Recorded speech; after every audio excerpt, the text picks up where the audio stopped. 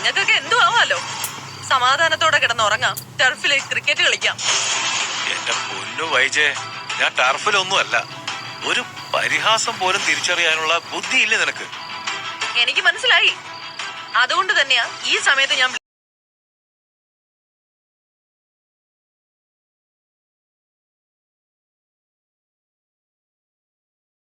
അമ്മയുടെ കട്ടിലും കൈവശപ്പെടുത്തിയല്ലേ. എനിക്കിത് വേണ്ട, ഞാൻ കൊണ്ടുപോകത്തില്ല.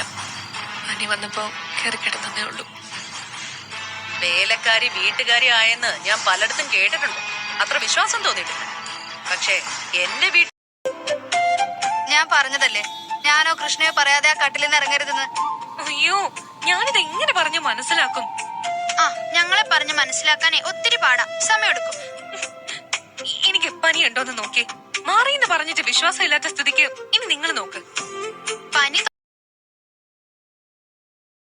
ഉടുതുണി ഒഴിച്ച് ബാക്കി എല്ലാം എടുത്തോണ്ട് ചെല്ലാനാണ് ഉത്തരവ്.